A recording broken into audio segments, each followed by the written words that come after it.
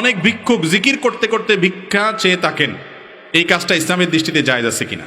খুব সুন্দর এবং দরকারি একটা প্রশ্ন।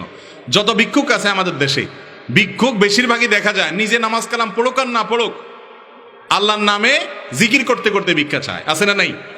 এটা সম্পূর্ণভাবে নাজায়েজ একটি কাজ। কারণ এটা হলো আল্লাহর দিনকে, আল্লাহর জিকিরকে, ইবাদতকে বিক্রি করা।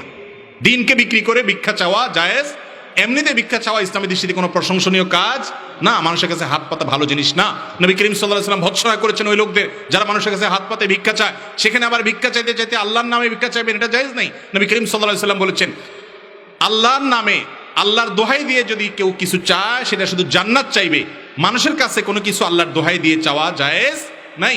অন্য এক হাদিসে আসছে নবী করিম সাল্লাল্লাহু আলাইহি ওয়াসাল্লাম বলেছেন, আল্লাহর অভিশাপ, আল্লাহর লানত নাজিল হয় ওই ব্যক্তির উপরে যে ব্যক্তি আল্লাহর দোহাই দিয়ে মানুষের কাছে বিভিন্ন জিনিস চায়।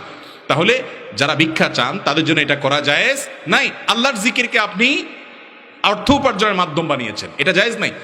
হ্যাঁ, কোন ভিক্ষুক যদি এভাবে আপনার কাছে চায় আল্লাহ জিকির করতে করতে, তাহলে আপনি আল্লাহর নামের সম্মানার্থে তাকে ফিরিয়ে দিবেন না, কিছু না কিছু তাকে দেওয়ার চেষ্টা করবেন। ওয়াম্মা সাইলা ফালা তানহার, কেউ ভিক্ষা চাইলে নবী আল্লাহ তাআলার নির্দেশ হলো তাকে ধমক দিও না।